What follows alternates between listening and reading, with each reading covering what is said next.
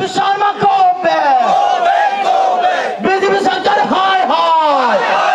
অত্যাচার বন্ধ করো সংখ্যালঘু নিরীহ মানুষ উপর অত্যাচার না চলিব অমানবীয় উচ্ছেদ বন্ধ করো অমানবীয় উচ্ছেদ বন্ধ করো হিমন্ত বিশ্ব শর্মা অমর মুসলমান উপর অত্যাচার না চলিব হিমন্ত বিশ্ব শৰ্মা ডাঙৰীয়া এজন নিষ্ঠুৰ শাসক আসলতে তেওঁ নিষ্ঠুৰৰ যিমানখিনি সীমা আছে গোটেইখিনি সীমা তেওঁ চাৰাই গৈছে উচ্ছেদিত মানুহক গুলিয়াই হত্যা কৰাৰ কাৰণে হিমন্ত বিশ্ব শৰ্মা ডাঙৰীয়াই কুণ্ঠাবোধ কৰা নাই যিকোনো ক্ষেত্ৰতে আপোনালোকে দেখিবলৈ পাব যে হিমন্ত বিশ্ব শৰ্মা ডাঙৰীয়াই তেওঁৰ ভেৰণীয়া পুলিচ বাহিনীৰ জৰিয়তে সেই উচ্ছেদিত মানুহক গুলিয়াই হত্যা কৰিছে আজি এজন মানুহ তেওঁ খাবলৈ নাপায় মানসিক চাপত আজি তেওঁ মৃত্যু সেই শিবিৰবিলাকত উচ্ছেদিত মানুহে আসলতে মানসিক চাপ সহ্য কৰিব নোৱাৰি তেওঁলোকে আত্মহত্যা কৰিবলৈ বাধ্য হৈছে ইয়াৰ কাৰণে সম্পূৰ্ণৰূপে দায়ী হৈছে আসলতে হিমন্ত বিশ্ব শৰ্মা আৰু তেওঁৰ চৰকাৰ হিমন্ত বিশ্ব শৰ্মা ডাঙৰীয়াই দুৰ্নীতিত লুটিপুটি খাই সেই দুৰ্নীতি গাপ দিয়াৰ কাৰণে আসলতে এইবিলাক কাম কাজ তেওঁলোকে কৰি আছে আপোনালোকে জানে যে দৰঙৰ চিপাঝাৰৰ গৰুখুটিত আপোনালোকে উচ্ছেদ চলাই তেওঁলোকে কৃষি প্ৰকল্প কৰি তেওঁলোকে থলুৱা নিবনুৱা যুৱক যুৱতীসকলক সংস্থাপন দিয়াৰ কথা কৈছিলে আসলতে এইবিলাক সম্পূৰ্ণৰূপে এটা হিমন্ত বিশ্ব শৰ্মা ডাঙৰীয়াৰ ভেকু ভাওনা কোনো থলুৱা মানুহৰ কাৰণে কোনো খিলঞ্জীয়া মানুহৰ কাৰণে আসলতে হিমন্ত বিশ্ব শৰ্মা ডাঙৰীয়াই কাম কৰা নাই হিমন্ত বিশ্ব শৰ্মা ডাঙৰীয়াই কাম কৰি আছে তেওঁৰ মন্ত্ৰী সভাত থকা তেওঁৰ কিছুমান চেলা মন্ত্ৰীৰ কাৰণে কাম কৰি আছে তেওঁ নিজৰ কাৰণে কাম কৰি আছে আৰু আদানী আম্বানীৰ কাৰণে তেওঁ কাম কৰি আছে আসলতে হিন্দী বলয়ৰ কাৰণে হিমন্ত বিশ্ব শৰ্মা ডাঙৰীয়াই কাম কৰিছে খিলঞ্জীয়া অসমীয়াৰ কাৰণে হিমন্ত বিশ্ব শৰ্মা ডাঙৰীয়াই কোনো ধৰণৰ কাম কৰা নাই তেওঁ আসলতে ষষ্ঠ অনুসূচী তেওঁলোকে যিবিলাক মানে জনজাতিকৰণ কৰাৰ কথা আছিলে সেইবিলাক এটাও জনজাতিকৰণ কৰিব পৰা নাই এইবিলাক ইছ্যু গাপ দিয়াৰ কাৰণে হিমন্ত বিশ্ব শৰ্মা ডাঙৰীয়াই আসলতে এই ধৰণৰ উচ্ছেদ অভিযান চলাইছে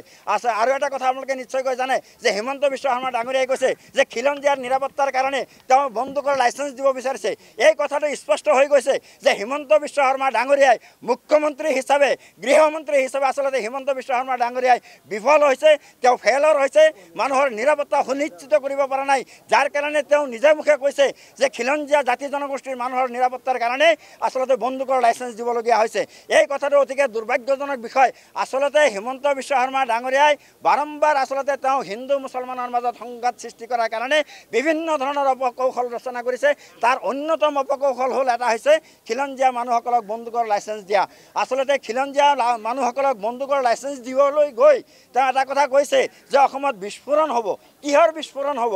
যদি যেহেতু অসমত বিস্ফোৰণ হ'ব গতিকে খিলঞ্জীয়াৰ হাতত বন্দুক থাকিব লাগিব আমাৰ আসলতে সন্দেহ হৈছে ধাৰণা হৈছে যে হিমন্ত বিশ্ব শৰ্মা ডাঙৰীয়াই এই খিলঞ্জীয়া লোকসকলক বন্দুকৰ লাইচেঞ্চ দি আসলতে গুজৰাটৰ নিচিনা অসমখনক এটা বৌদ্ধভূমিত্ব পৰিণত কৰিব বিচাৰিছে অসমৰ মুছলমানসকলক গুজৰাটৰ নিচিনা হত্যা কৰাৰ কাৰণে হিমন্ত বিশ্ব শৰ্মা ডাঙৰীয়াই পৰিকল্পনা ৰচনা কৰিছে গতিকে আমি দিল্লীৰ চৰকাৰ তথা আমি যিসকল মানে আপোনাৰ ধৰ্মনিৰপেক্ষ শক্তি আছে গোটেইখিনি ধৰ্মনিৰপেক্ষ শক্তিক আজি আমি দিল্লীৰ এই যন্তৰ মন্তৰৰ পৰা আমি আহ্বান জনাইছোঁ যে অসমৰ সংখ্যালঘু মুছলমানসকলক অসমৰ নিষ্পেষিত শোষিত লাঞ্ছিত বঞ্চিত এই জনগোষ্ঠীটোক ৰক্ষা কৰাৰ স্বাৰ্থত সকলোৱে একে সুৰে সমস্বৰে আজি দিল্লীত আৱাজ দিয়াৰ প্ৰয়োজন হৈ পৰিছে হিমন্ত বিশ্ব শৰ্মা চৰকাৰৰ বিৰুদ্ধে আৱাজ দিবলগীয়া হৈ গৈছে আসলতে হিমন্ত বিশ্ব শৰ্মা ডাঙৰীয়াই নিবনুৱা সমস্যা সমাধান কৰিব পৰা নাই আপোনালোকে ভালকৈ জানে ইয়াত আমাৰ অসমীয়া বহুকেইটা চেনেল আছে আপোনালোকে নিজেই বাতৰি পৰিৱেশন কৰি আহিছে যে অসমত ভয়াৱহভাৱে নিবনুৱা সমস্যা বৃদ্ধি হৈছে কিন্তু সেইখিনি নিবনুৱা সমস্যা অসম চৰকাৰে